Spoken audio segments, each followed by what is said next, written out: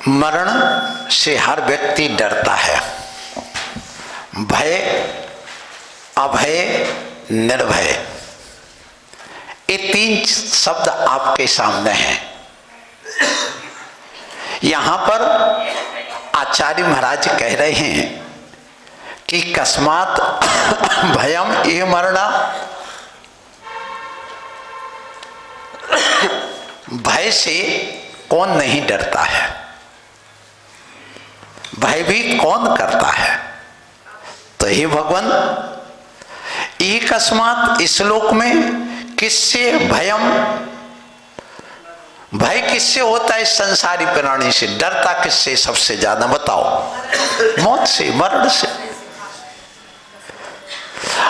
भय 7 प्रकार का होता है। इहलोक भय, अरे क्या होगा, ये क्या कहेंगे, मेरी जिंदगी का क्या होगा, मेरी शादी के बाद क्या होगा, मेरे बच्चे का क्या होगा, मेरी दुकान का क्या होगा, मेरे पति का क्या होगा, मैं ससुराल चले जाऊंगी, मेरे माता पिता का क्या होगा, मैं मर जाऊंगा, मेरे बेटे का क्या होगा। ये सब क्या है? ये लोग भय। यहां जो आपको डर पैदा हो रहा है, इस भय से बचने के लिए ही तुमने मकान बनाया, इस भय से बचने के लिए तुमने पैसा जोड़ा, इस भय से बचने के लिए तुमने रात में खाया, इस भय से बचने के लिए तुमने धन दौलत इकट्ठे करके शादी विवाह किए, इस भय से बचने के लिए तुमने संबंध बनाए, इस भय से बचने के लिए जंगल से गांव में आ गए, इस भय से बचने के लिए तुम समूह में रहने लगे। भोजन क्यों करता? भोजन नहीं करूंगा तो मर जाऊंगा, लो डर हो गया।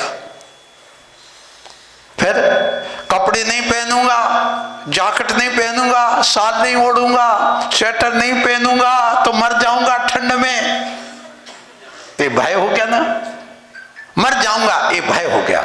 नहीं खाऊंगा, मर जाऊंगा, ये भय हो गया। पैसा नहीं कमाऊंगा तो घर कैसे चलेगा, ये भय हो गया। बेटे की शादी कैसे होगी, भय हो गया। बेटे का क्या होगा, भय हो गया। पढ़ेगा लिखा नहीं तो भय हो गया। ऐसा नहीं, मतलब भय। जहां जहां प्रश्न चिन्ह खड़ा है वहां पर भय है।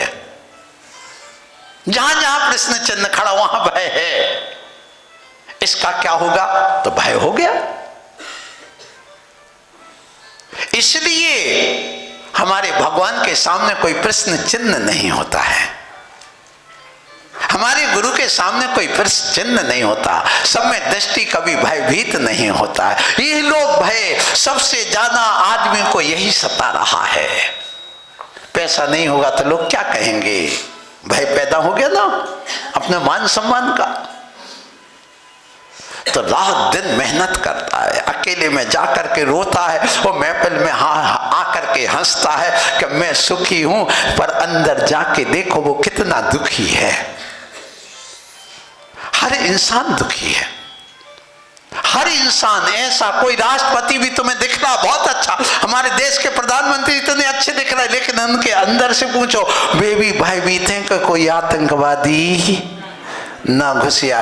जितनी जितनी सुरक्षा व्यवस्था बढ़ रही है उतना उतना ज्यादा भय पैदा हो गया है। इस भय ने सुरक्षा व्यवस्था को बढ़ाया है, और जिसको भय नहीं उसके लिए वो निर्भय, उसके लिए सुरक्षा व्यवस्था की आवश्यकता नहीं है। रक्षा उस भय से बचने के लिए की जाती है। मर जाऊंगा इसलिए कपड़े ओढ़ लिए, मर जाऊंगा खा लिया। तो ये आपने कपड़े की व्यवस्था की ना, मकान में रहने की व्यवस्था की, हमारा धन लुट जाएगा ये भय हो गया, इसने मकान बनाए, तिजोरी बना लिया, बैंक बना लिया, ताले डाल लिए। तो ये सब व्यवस्था किसके लिए हुई? उस इसलिए निर्भय बनो। निर्भय बनने के लिए क्या? परिग्रह से रहित। बैरागी कभी भयभीत नहीं होता। बैराग में बाभयम, ये कहा गया। बैरागी कभी भयभीत नहीं होता, कभी नहीं होता, उसको डर ही नहीं, मेरा क्या ले जाएगा, मरूंगा, कल मरना तो आज मर मरना है तो मर जा, जीते जी धर्म कर जा, वरना अपने सिर पर पापों का कर्जा तो मत कर जा। मरना है तो मर जा, जीते जी कुछ धर्म कर जा, पुण्य कर जा, कर ले अपने इसके लिए। बस ये ध्यान रखना, को कुछ नहीं चाहिए, उनके लिए कोई डरे नहीं। हाँ, इसलिए जिसको कोई चाहिए वो भयभीत होता है। तो यहां पर चाहने की कोई बात ही नहीं। ठीक है, भोजन मिलेगा तो मिलेगा, नहीं मिलेगा नहीं मिलेगा। दीक्षा के समय यही तो सबसे बड़ी संकल्प शक्ति लेकर के चलता। जिस समय दीक्षा होती तो ये नहीं कहते अरे मुझे भेजा भोजन मिल जाए, मुझे भोजन मिल जाए, मुझे भोजन मिल जाए। उसके लिए कुछ नहीं चाहिए। शरीर का डर के सुलंच उखाड़ के फेंक दिए, ये भय को दूर करने के लिए। फिर इसके बाद घर छोड़ दिया भय से मुक्त होने के लिए, कोई बात नहीं, जाओ। फिर इसके बाद में देखिए, उसने भोजन की याद नहीं किया, पर लेकर के उपवास करके बैठ गया, कोई चिंता नहीं। साधक को साधनों की नहीं, साधना की जरूरत है। क्या कहा? साधक को, साधु को साधनों की नहीं, साधना की जरूरत है। तुम्हारी जिंदगी साधनों में जुट रही है, और साधन उस भय से बचने के लिए आपने अपनाए हैं, और कुछ नहीं। जितना भी साधन है सारे, एक देश दूसरे देश से भयभीत है, एक आदमी दूसरे आदमी से भयभीत है। यहां तक कि ध्यान रखो माता बहनों, में आप लोगों से कहूंगा, आप लोग एक बात का ध्यान दीजिए कि आप अपने घर में अपने बेटे को छोड़ के आए और वहां पर नंद है या देवरानी या जेठानी है, हमारे बच्चे को कुछ करना दे। आता मन में आता है, भले सिर हिलाओ कि नहीं नहीं नहीं नहीं नहीं, लेकिन आता है क्योंकि वो हमारे दिल का टुकड़ा है। यदि नहीं आएगा तो झगड़े नहीं होंगे, और आएगा झगड़े होंगे, राग देश मोह बढ़ेगा, ये निश्चित बात है। और कभी मान लो, देखिए विचार करना, एक घटना में सत्य घटना बता रहा हूं। एक माँ है, उसका भी बेटा है, और उसका बेटा बड़ा है, वो जेठानी है, और एक उसकी देवरानी, उसका बेटा छोटा है। एक बेटा 7 साल का है और एक बेटा माँ 3 साल का है देवरानी का। अब क्या होता है कि देवरानी देख रही है कि देखो, अपने बेटे के लिए 2 रसगुल्ले दे दिए हैं और मेरे बेटे को 1 दिया है। अब देवरानी आंख तिरछी करके देखने लगी, किसको किसको? आ गया राग देश। कैसी जेठानी है मेरी, अपने बेटे को कितना दे दिया और मेरे बेटे को। अब इस बीच को लेकर के झगड़े होने लगे, नफरत पैदा हो गई। और जब जब व्यक्ति के अंदर नफरत पैदा होती है तब तक विवाद होते हैं, दीवारें खड़ी होती हैं। हाँ, सबसे ज्यादा झगड़े का जड़ है नफरत। और नफरत कब पैदा हो जाए पता नहीं चलता। उसको नफरत होने लगी अपनी जेठानी से। अभी तक बड़ा प्रेम था 2 साल से 5 साल से, लेकिन उसके बाद में देखिए कि उसको मात्र 1 रसगुल्ले के कारण से अब एक केस सास ससुर के पास पहुंच गया, अदालत नहीं पहुंचा। वो एक केस पहले पति के पास पहुंचा। अर्थात जो देवरानी है उसने अपने पति से कहा, देखो तुम कहते साथ रहो साथ रहो, क्या मैंने अपनी आंखों से देखा, देखो अपने बेटे के लिए 2 रसगुल्ले दिए और मेरे बेटे को 1 दिए। तो बोले सुबह मैं अपनी भाभी से बात करूंगा, तुम चिंता मत करो। उससे पूछा, भाभी तुमने ऐसा क्यों किया, हमारे बेटे से इतनी नफरत क्यों? बोले मैंने नफरत नहीं की और ना मैंने कुछ सोचा, मैंने हित में सोचा, हित में नहीं सोचा। देखना, देखो मुझे ये बताओ देवर जी, वो बेटे की उम्र क्या है, कितनी उम्र है? 3 साल। और मेरे बेटे की, इसकी, ये भी तो तुम्हारा है, वो मेरा है, ये तुम्हारा है। आप समझते हो, आज तक तुमने कभी ऐसा देखा? मुझे ये बताओ, क्या मैं उसको 2 रसगुल्ले खिला दूंगी तो क्या वो स्वस्थ रहेगा? क्या वो खा सकेगा? हाँ, आप लीजिए, मैं पूरा डिब्बा खिलाता हूं, तुम खा जाओगे। लेकिन मैंने ये सोचा कि ये बेटा बीमार ना पड़ जाए इसलिए एक दिया, इसलिए मैंने तो हित सोचा। लेकिन सामने वाले ने क्या समझ लिया? उसको अहित समझ लिया। ये विवेक नहीं होने के कारण से झगड़े होते हैं। आप विशाल दृष्टि रखो और विशाल दृष्टि रख करके एक दूसरे के प्रति ऐसा भाव रखो कि नहीं, ये सही कर रहा सामने वाला, क्योंकि हर व्यक्ति अपनी दृष्टि से अच्छा ही करता, कभी कोई व्यक्ति गलत नहीं करता। हर व्यक्ति अपनी दृष्टि से अच्छा करता है। कभी कोई एक आतंकवादी है, वो अपनी दृष्टि से सही कर रहा है। एक चोर है, वो अपनी दृष्टि से सही कर रहा है। और एक डाकू है, वो भी अपनी दृष्टि से सही कर रहा है। एक बच्चा है, सांप पकड़ रहा है, वो भी अपनी दृष्टि से सही कर रहा है। क्यों? एक ये भी घटना है। एक माँ है और 2.5 साल का बच्चा है, वो गया और सांप आ रहा था, उसको पकड़ने लगा। और उसके बाद वो माँ गई, अरे बेटा बेटा बेटा, और जल्दी पकड़ नहीं पाया, बेटे को पकड़ करके पीछे खींच लिया। क्यों? और एक थप्पड़ मारा। क्यों? सांप को पकड़ता है। बताओ, वो बेटा गलत कर रहा था कि सही? माँ की दृष्टि अपनी थी और बेटे की दृष्टि अपनी थी। बेटा अपनी दृष्टि से सही इसलिए कर रहा था क्योंकि माँ ने जब वह 6 महीने 7 महीने का हो गया था, 1 साल का हो गया, तो खिलौने के रूप में क्या दिया था? नकली सांप दिया था। तो बेटा असली और नकली की पहचान नहीं कर पाया। उसने तो यही सोचा जैसे माँ ने हमें सांप दिया था वैसे अच्छा सांप आ गया, अब इसको पकड़ो। ये बताओ, है बच्चा अपनी दृष्टि से गलत कर रहा था? क्या बोलो?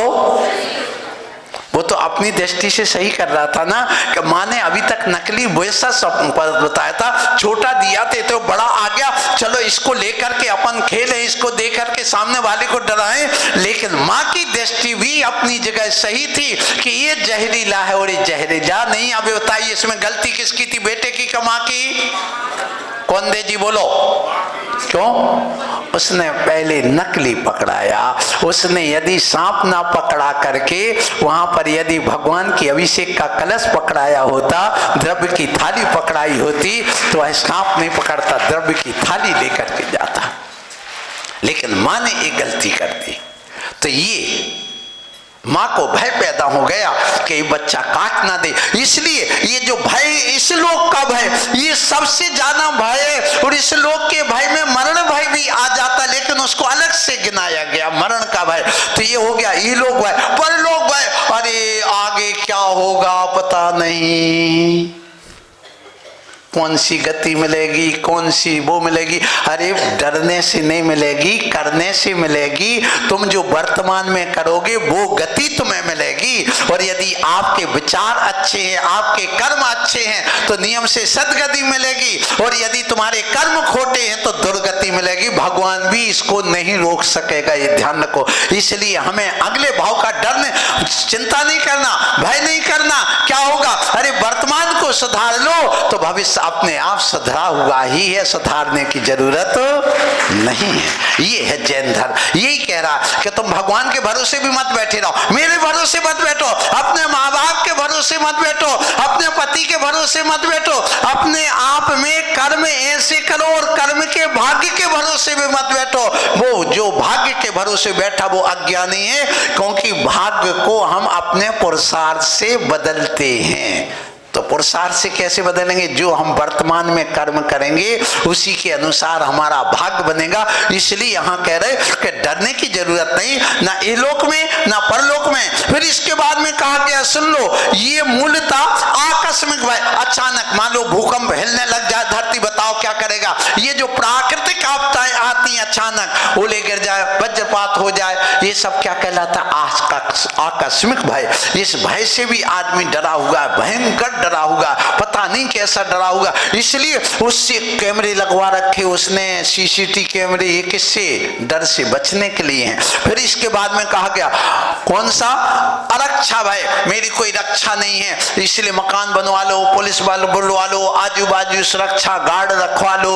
जब तरुण सागर जी महाराज पुलिस लेकर के चलते थे तब लोगों ने प्रश्न किया, अरे तुम तो साधु, तुम्हें डर नहीं, पुलिस क्यों के लेके चले? भैया मुझे डर नहीं है, लेकिन देश के प्रधानमंत्री को तो डर है, देशवासियों को तो डर है, हमारे लोगों को तो डर है, आजू बाजू को छो ना जाए दिगंबर अवस्था में, इसलिए पुलिस हमारे लिए नहीं, तुम्हारी देश की व्यवस्था के लिए चल रही है। इसी प्रकार ध्यान रखो, ये साधु के लिए डर नहीं है, ये तुमने अपनी व्यवस्था समझने के लिए, तुम्हें अपने भय से बचने के लिए तुमने व्यवस्था की है। साधु तो निर्भय है, था और रहेगा, उसमें कोई डर की बात नहीं होती है। इसलिए सप्त भय विप मुक्का सम्मा दिट्ठि निशंका, निशंक सम्यक दृष्टि आचार्य कुंद कुंद स्वामी ने स्पष्ट लिखा है। किसमें? समय सार जैसे ग्रंथ में लिखा है। क्या कहा कि देखो सम्यक दृष्टि कौन है? तो सप्त भय विप मुक्का, जो 7 भयों से रहते हैं वह कौन है? सम्यक दृष्टि जीव है। ये स्पष्ट आचार्य महाराज का कहना है। उनको ये डर नहीं होता, रोग का भय नहीं होता, फिर उनको आगुप्ती भय नहीं होता, आरक्षा वेदना भय। कौन सा भय? वेदना। आपने दवाइयां रख रखी हैं, दवाई खा रहे हो, मुनि महाराज को ये भय वेदना का, ठीक है, पैरों में चुभन हो रही, ठीक है। अभी सुधा सागर जी महाराज यहाँ आए, मुनि श्री मुनि पुंगव निर्यापक मुनि गुरुवर विद्यासागर जी महाराज के शिष्य, अच्छे ढंग से मिलन हुआ, आप लोगों ने सब देखा कितना उन्होंने दिया। मैं कहूंगा मेरी आत्मा गदगद हुई उनके देख करके, स्वभाव को और उनके व्यवहार को देख करके। जो साधु जिसने मुझे इस मोक्ष मार्ग में लगाया, वही साधु कह रहा नहीं महाराज को पाटर लगाओ। आप सबने देखा, चौकी लगवाओ, बताइए, सम्मान देखिए। ये तो इतने हमसे कम से कम 10 साल पुराने साधु जो यदि इतना करे तो मैं तो गदगद हूं कि मैं क्या कहूं, उनकी तारीफ कितनी करूं। ऐसे भावना। तो देखिए साधु एक दूसरे के प्रति वात्सल्य रखते हैं, वो भी पद की और उसकी मर्यादाएं सब रखते हैं, यही उनकी महानता होती है। अब विचार करिए, और ऐसी महानता तुम्हारे अंदर तभी आएगी जब तुम्हारे लिए कोई वेदना का डर नहीं होगा। तो उनके पैर में ऐसे फौला जैसा पैर में बहुत दुख रहा, तो भी चल रहे हैं। हम लोग भी यही करते। आचार्य गुरुवर विद्यासागर जी महाराज के साथ गिरनार की यात्रा में गए 1997 में। जब वहां चलते चलते गिरनार की यात्रा में 700 किलोमीटर चलते चलते गिरनार के पास पहुंच रहे थे, वहां ऐसे रोड बन रहा था, ऐसे कंकर थे रोड पर बिछे हुए, बिल्कुल छोटी छोटी गिट्टी चुभने वाली, वो भी जो आपके स्टोन क्रैशर से निकलती ना, नुकीली वाली जो टूट करके, वो गिट्टियां बिल्कुल ऐसे ही बिछी हुई थी, ना डामर था ना मिट्टी थी, उस पर चल रहे थे। और उनके पैरों के नीचे खून निकल रहा था, पैर बिल्कुल घिस गए थे, छिल गए थे, बिल्कुल खून स्पष्ट झलक रहा, तो भी चल रहे हैं। जाना था 14 किलोमीटर, लेकिन 9 किलोमीटर ही चल पाए, और वहां जंगल में कोई नहीं, और उसी में वहां रुक गए। रोड के बाहर यूं ही मैदान में चारों तरफ कटीली झाड़ियां, वो भी रेगिस्तान जैसी कटीली झाड़ियां वहां पर। और वहां पर जब रात में विश्राम किया, उनको देखा तो देखा नहीं गया उनके दर्द को, कि ये कहलाते साधु जिनके लिए वेदना का कोई भय नहीं होता है। कोई बात नहीं, हो रहा महाराज से कहा, महाराज इतनी तकलीफ, आप चल क्यों नहीं, रुक जाओ। बोले नहीं, ये हमारा परिचय है, और मार्गच्चवन, मार्ग से च्युत ना होने के लिए कर्म निर्जरार्थम परिशोरभ्या परिसा, ये परिचय सहन क्यों करती है? मार्ग से च्युत ना हो, अर्थात मोक्ष मार्ग पर बने रहें, और जो हमारे कर्म बंधे हैं वो सब निर्जरा को प्राप्त हो जाए। ऐसी भावना लेकर के साधु चलता है तो वहां भय नहीं होता, वो भय को जीत लेता। तो यहाँ इस श्लोक में सबसे ज्यादा यदि भय आदमी को, और ये सब सुरक्षा क्यों करता है, रोग की व्यवस्था क्यों करता दवाइयों के लिए, और गुप्ती अर्थात चारों ओर से हमारे गोपन ना जाए, हम कमरे में घुस तो रहे, कहीं भूत ना बैठा हो, कहीं सांप ना बैठा हो, अंधेरे में जा रहे, तो ये अगुप्ती भय कहलाता है। ऐसा भय से बचने के लिए यहाँ पर कहा गया कि सम्यक दृष्टि बनो। जैसे कुंद कुंद स्वामी ने कहा है कि सुनो, अपने जीवन में सम्यक दृष्टि जीव कभी भयभीत नहीं होता है, ठीक है मौत आना आएगी, समाधि ले लूंगा, कोई बात नहीं, आकस्मिक भय आ गया, ठीक है शेर आ गया, खा लिया, बैठ गए, बिल्कुल जैसे विशल्य आके देखिए उसके पूर्व जीवन में आ गए, खा लिया, ठीक है बैठ गई, हो गया। अजगर ने या उसने किसने वो पानी में जो होता है मगरमच्छ ने निकल लिया, पापा ने कहा हम तीर मार करके उसको मार डाले, बोले नहीं अब तो मेरे अंदर जहर चढ़ गया, मैं बचने वाली नहीं, अब तो ठीक है तुम तो मुझे मर जाने दो, और तत्काल उसने संलेखना ले ली। ऐसा जैनी लोग होता है जो डरता नहीं है, इसलिए क्षत्रिय होता है। जैन क्षत्रिय क्यों है? क्योंकि उसको डर नहीं, भय नहीं, डर का ही नाम तो भय है, तो वो डरपोक नहीं होता। लेकिन आज का बनिया डरपोक बन गया, इसलिए तुम्हारी ये दशा हो गई। अरे डरपोक नहीं, तुम निर्भय बनो, तुम्हारा कल्याण होगा, तुम्हारे देश का विकास होगा। यही चिंता हो गई, ये डर हो गया, कौन अब ऐसा होगा, कौन हम नौकरी कैसे करेंगे, ये सब तुम्हारे लिए के लिए डूब रही है। इसलिए कहा गया हे भगवान इस लोक में सबसे ज्यादा भयभीत कौन है? तो कहा गया सबसे भयभीत जिसको मौत का भय हो है, सबसे भयभीत है, इसलिए उस मौत से डरो, उस भय से बचो। ये यहाँ पर आज की बात, एक भाई की बात आई। अब बात आती है कि अंधा अपि कहा विशेषते, विशिष्ट रूप से अंधा कौन है? अंधे तो बहुत प्रकार के, लेकिन विशेष रूप से अंधा कौन है मुझे ये बताइए। तो यहाँ पर कह रहे हैं कि विशेष रूप से अंधा बताते हुए यहाँ पर आचार्य महाराज कह रहे हैं कि सुन लो कौन है अंधा? जो विषयांध है, रागी अंधा। जो विषयों में सबसे ज्यादा व्यक्ति आज का इंसान विषयों के कारण से अंधा है। भोगों के लिए कहिए, भोग के लिए, खाने में अंधा, पीने में अंधा, विषय भोग में अंधा, उसके लिए कुछ दिख ही नहीं रहा। वो लड़की इतनी अंधी हो जाती है, इतनी अंधी हो जाती है, जैसे आप लोगों ने कहावत सुनी है कि भूख ना देखे जूठी भात और प्यास ना देखे धोबी घाट। भूख लगी हो, झूठी ऊँटी की ऐसी बात हो, हमें जीना है, मरना नहीं है। आपको मालूम है कि भारत देश में सन 1998 में भूकंप आया था। कहां पर? भुज में, आपको मालूम होगा। और बड़ी बड़ी बिल्डिंग 7 रिएक्टर से भी ऊपर गिर गया था, और वहां पर गिर गया तो वहां एक दीपेन साय नाम के एक व्यक्ति थे जिन्होंने हमारी पूजा, एक पुस्तक है घूंट घूंट में हुआ, तो उसका संपादन किया था उन्होंने। वहां पर उनकी अस्पताल थी। अब देखिए विचार करना कि वो देख रहा है कि बिल्डिंग हिल रही है, और उसमें उनके जो ऑपरेशन थे, वो पेट के ऑपरेशन करते थे, वो क्या कहते हैं अपने ओटी उनकी बनी हुई थी। और जैसे उन्होंने कहा जो होगा सो होगा, उन्होंने सारे नर्स और डॉक्टर को आदेश दिया कि उन सबको बाहर लाओ और नमोकार मंत्र पढ़ते चले जाना, और जोर जोर से नमोकार मंत्र पढ़ते जा रहा है। और जो 8 ऑपरेशन वाले थे उनको कहा तुम जो होगा सो निकालो, तुम तो उनकी नली वली निकाल के तत्काल, और जैसे निकाल करके बाहर रोड पर आए वैसे वो बिल्डिंग धराशायी हो गई। जब तक नमोकार मंत्र पढ़ते रहे तब तक धराशायी नहीं हुई। उसी के वो बिल्डिंग एक बाजू वाले के यहाँ गिरी, और जब वहां गिरी तो एक व्यक्ति वहां पर कितने दिन, 12 दिन तक जीवित रहा। कितने दिन? कैसे रह गया? जैसे कोने में हमारे वो बैठे ना, क्या नाम, पांडे जी, अनिल जी, और उनके साथ में विनोद जी। अब मान लो ये बिल्डिंग गिरे तो अपना जो होगा लेकिन वे जरूर बच जाएंगे। वे कोने में बैठे, क्योंकि कोने में बैठने से बिल्डिंग ऐसी गिरेगी, कोना सेफ रह जाता है, इसलिए वो सेफ रह गए। अब उसको लगी भूख प्यास, क्या करें? तो उनके पास जहां वो खाट जहां सो रहे थे वहीं पर उनके एक गिलास और एक प्लेट रखी थी। तो वो क्या करते कि लघु शंका करते गिलास में और उसी को पी लेते। उनसे पूछा, जब निकाला गया बुलडोजर, जब चलने लगा वो आवाज देने लगे, अरे बचाओ बचाओ बचाओ, मैं अभी हूं, मैं जिंदा हूं। तो उनसे पूछा तुमने क्या किया? तो उन्होंने कहा हम अपनी स्वयं की यूरिन पी करके जिंदा रहे, क्योंकि भूख न देखे झूठी बात।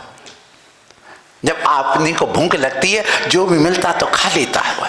यहाँ तक कि नागिन को जब भूख लगती अपने बच्चे खा लेता। कुत्ते को जब भूख लगती, कुत्ती को बच्चे देने के बाद, जब बच्चे प्रसूति होने के बाद में भूख ज्यादा लगती है नारी को, तो उसको, स्त्री को, तो उसको अपने खा लेती है। ऐसे हमने स्वयं अपना देखा हुआ अपनी आंखों से। हमारा चातुर्मास चल रहा था कहाँ पर, ये मेरठ में। और मेरठ में जहाँ हम लोग शौच जाते थे, वो बाड़े में एक कुत्ती ने दिए थे 9 पिल्ले एक साथ, और रोज को 2 दिन में, 1 दिन में अपना जब नहीं मिलता तो स्वयं का पिल्ला खा लेती थी।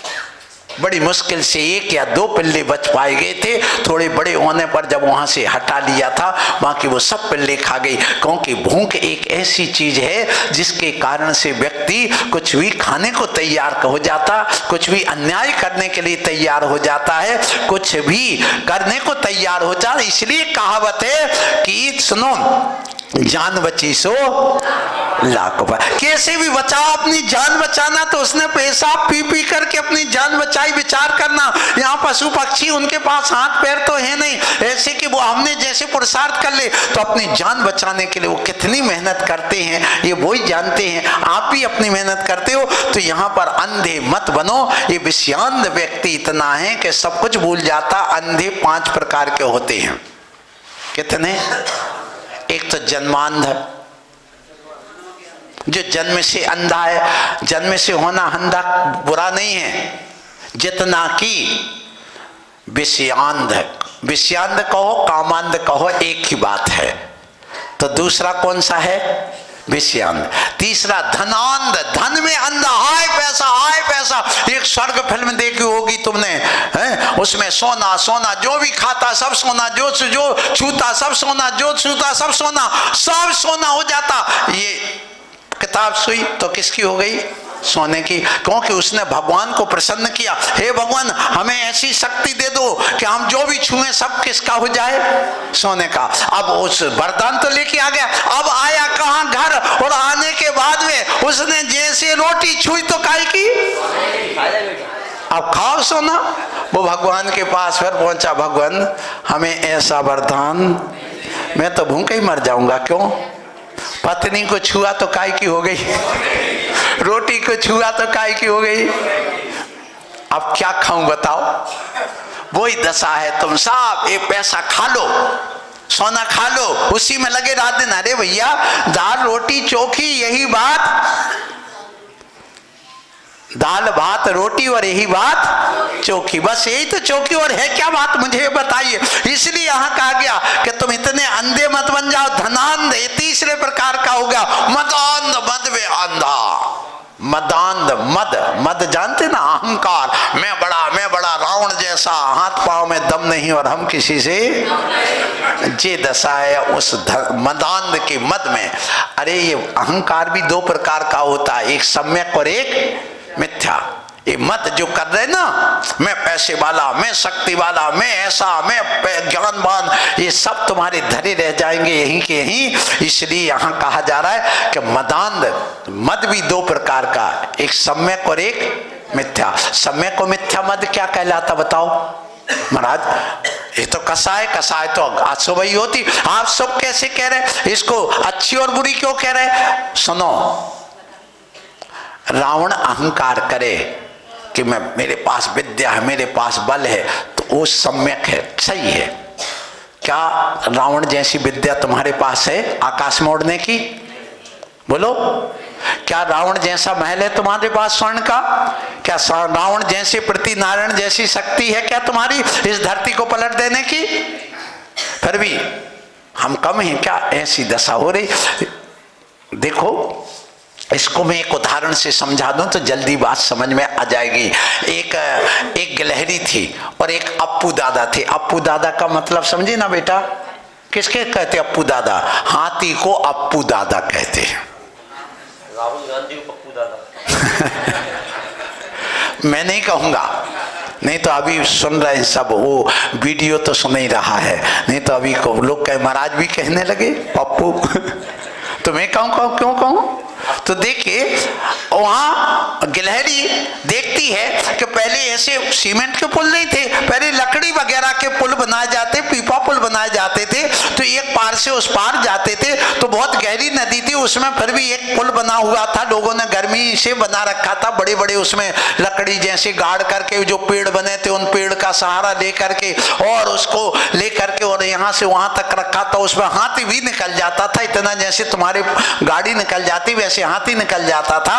तो वो गिलहरी को भी जाना था, हाथी को जाना था, तो वहां हाथी को आता हुआ देखा गिलहरी ने, तो कहते अप्पू दादा सुनो, तुम तो जा रहे हो ना, अपन बहुत दिन से परिचित हैं, एक काम करो आदमी को बैठालते हो, तुम आज मुझे बैठा लो। बोले ठीक है। उसने सूंड से इशारा क्यों आ जाओ और माने ऊपर चढ़ जाओ। तो वो गिलहरी सूंड पर आई और साके माथे पर बैठ गई। अब जब अप्पू दादा चलने लगा तो वो पुल चूं चल हिलने लगा। अब जैसे उस तरफ पहुंचे तो गिलहरी तत्काल नीचे उतरती है और नाचने लगती है। तो अप्पू दादा पूछते कौन बहना क्यों नाच रही हो? बोले आज मैंने कमाल कर दिया। बोले क्या कमाल कर दिया? बोले आज मैंने पुल हिला दिया। वो गिलहरी क्या कहती, आज मैंने पुल हिला दिया। अब बताइए वो आप लोग समझदार हो, गिलहरी का अहंकार करना ठीक है क्या? नहीं है। क्यों? पुल क्या उसका एक लकड़ी का डंडा भी हिलने नहीं सकता था। और वो क्या कहती, यदि हाथी कहता कि मैंने पुल हिला दिया तो उसका अहंकार करना सम्यक था। वो गिलहरी कहे कि मैंने पुल हिला दिया तो ये मिथ्या हो गया कि नहीं? इसी प्रकार से संसार में ध्यान रखो, ऐसे व्यक्ति अरे मैं नहीं होता तो ऐसा नहीं होता, मैं नहीं होता तो ऐसा, मैंने सब कुछ किया, मैं ऐसा हूं, मैं ऐसा बलशाली, मैं ज्ञानी, ये सब उस गिलहरी जैसा अहंकार है। इसको मत करो बंधुओं, ध्यान रखना। आप अप्पू दादा जैसे अहंकार करोगे, अर्थात रावण ने अहंकार किया शक्ति होने पर भी, तो भी वह नरक की ओर चला गया, तिथि नरक में चला गया। यदि हम और आप यदि अहंकार करेंगे तो हम कहां जाएंगे? जरा सोचो विचार करो। तो कहा गया ध्यान रखो, अपने जीवन में कभी मदांध मत बनो। अंधे कितने हो गए?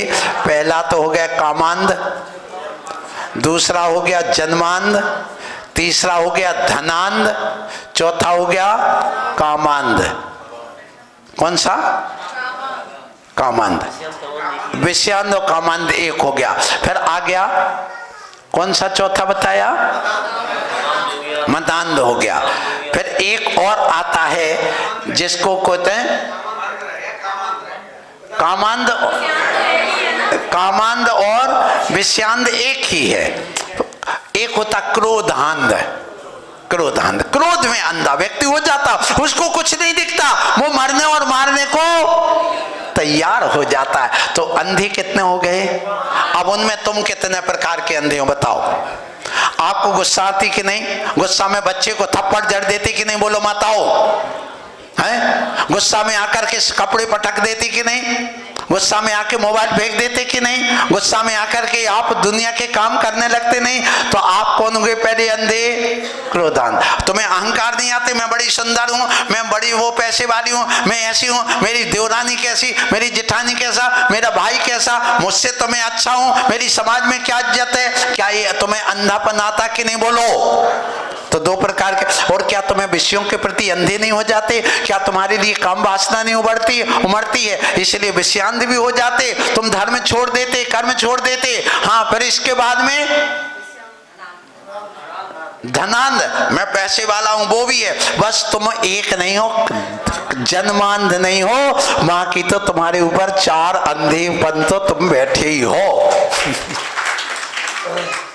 हाँ, जिनका ये निकल गया वो साधु बन जाता है और अपनी आत्मा के साधना में लग जाता है और वो अंधेपने से ऊपर उठ जाते हैं और आंख होते हुए भी अंधे बन जाते हैं। क्योंकि कई जगह हमें जानबूझ करके अंधा बनना पड़ता है। ये भी ध्यान रखना, जब घर में कोई गलती करता हो तो वहां पर हमें अंधा बनना पड़ता, मुंह फेरना पड़ता है। कोई गलत दिख जाए तो जिस घर में व्यक्ति दूसरों के दोष देख करके अंधा बन जाता है, उस घर में शांति बनी रहती है।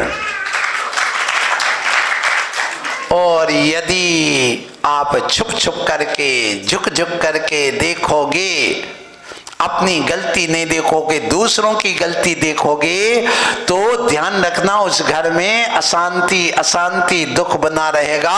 एक कहावत है बुंदेलखंड में, कानी अपना टेहुट ना नेहुरे, माने कानी अपनी फूटी आंख ना देखे और दूसरों की फुली, यानी कि फुली का अर्थ होता है क्या, मोतियां बंद पर देखे, माने झुक झुक करके देख रही है कैसे है। तो ये बुंदेलखंडी कहावत है बुंदेलखंड में कि कानी अपना टेहुट ना ने हो रहे और की फुली पर देखे, पर कई माने लेट करके देख रही कैसी है, ये कैसी है, ये कैसी है। अरे अपनी तो टेहुट निकल गया, माने आंख गटा बाहर निकल रहा है और सामने वाली की थोड़ी सी मोतियां बिंद हो गया तो भी झुक झुक के तुम्हें मोतियां बंद है, तुम्हें मोतियां बंद। अरे तू तो अपना देख ले, तेरी तो फूट ही गई है, मेरी तो कम से कम मोतियां बंद है। तो लेकिन आज का व्यक्ति दूसरों की गलती देखता है, अपनी गलती नहीं देखता है। इसलिए मैं कहना चाहता हूं आप लोग अपनी गलती देख करके अपनी गलती सुधारो तो बहुत अच्छा होगा। तो यहां पर कहा गया कि विषयांध व्यक्ति कौन सा, इन सब अंधों में सबसे बड़ा अंधा कौन है, विषयांध, क्योंकि वह विषयांध कुछ भी नहीं देखता है। धन भी चला जाए, जीवन भी चला जाए, सामने वाला मर जाए, माँ बाप का क्या हो जाए, इसलिए तो वो लड़की भाग जाती है। इसलिए तो कोई अपनी पत्नी अपने पति की हत्या कर देती, या कोई पुरुष दूसरे महिला से प्रेम करने लगा हो तो अपनी पत्नी की हत्या कर देती है। ये जो घटना हो रही, ये घटना विषयांध पने के कारण से हो रही है। उसी के लिए वह पैसा जोड़ता, उसी के लिए मकान बनाता, उसी लिए शान शौकत दिखाता है कि मैं विषयों की पूर्ति कर लूं। और विषयों की पूर्ति कभी नहीं कर सकते हैं, विषयों को भोग कहते हैं। इसलिए आचार्य गुरुवर विद्यासागर जी महाराज की पूजा में लिखा है कि भोगों को इतना भोगा कि खुद को ही भोग बना डाला, साध और साधक का अंतर मैंने आज मिटा डाला। माने साध क्या था, साधन क्या थे, किसका साध करना था, ये सब कुछ भूल गया ये व्यक्ति। फिर इसमें कहा गया, सुन लो, आदमी भोगों के लिए अंधा होता है और भोगों के लिए अंधा होने में सबसे ज्यादा पुरुष के लिए यदि है तो नारी है। कौन है, नारी। उसके कारण से पुरुष ज्यादा अंधा होता है। इसलिए यहाँ क्या कहते हैं, सुन लो आगे की के सूरों का हचा, ये बता इस दुनिया में, और बताइए सूर कौन है। तो सूर वही है या लोचना ललना बाणे ना व्यथिता, जो स्त्रियों के काम नेत्र रूपी बाणों से कभी घायल नहीं होता, क्योंकि नेत्र रूपी बाणों से नारी के अच्छे अच्छे राजा महाराजा बलशाली चक्रवर्ती भी घायल हो जाते हैं। जो 6 खंड का अधिपति होकर के भी 6 खंड पर राज करने वाला, बाण चलाने वाला, जब वो युद्ध के लिए जाता तो बाण चलाता है, तो एक बाण जाता है वहां पर सुमेरु पर्वत पर और कहता है कौन है, मैं चक्रवर्ती, मैं युद्ध के लिए जा रहा हूं। तो वहां का देवता प्रकट होकर के कहता है मैं तुम्हें नहीं करने आए, मैं लड़ूंगा, और उसको हरा देता है। यहाँ पर मारता तो लवण समुद्र के यहाँ जाता बाण, तो वहां जो समुद्र देवता में जल देवता आदि वो प्रकट होकर गए कौन है, तो मैं युद्ध लड़ूंगा, हाँ लड़ लो। फिर अंतोगत उनको भी हरा देता है। और वो 6 खंड का अधिपति बनने के लिए सबको अपने बस में करने वाला भी स्त्रियों के उस पट्ट रानी के काम रूपी बाणों के नेत्र रूपी बाणों से घायल हो जाता है। तो वह धन्य है जो इनसे घायल ना हो करके और उनसे ऊपर उठ करके वो वीतराग दृष्टि ला करके वैराग्य धारण के मुनि बन जाता है। उससे बड़ा दुनिया में कोई नहीं। इसलिए आप अपने जीवन में इतना करिए। अब नारी क्या है, नारी कैसी होती है, नारी को क्या करना चाहिए, ये विषय अपन कल समझेंगे। बोलो महावीर भगवान की।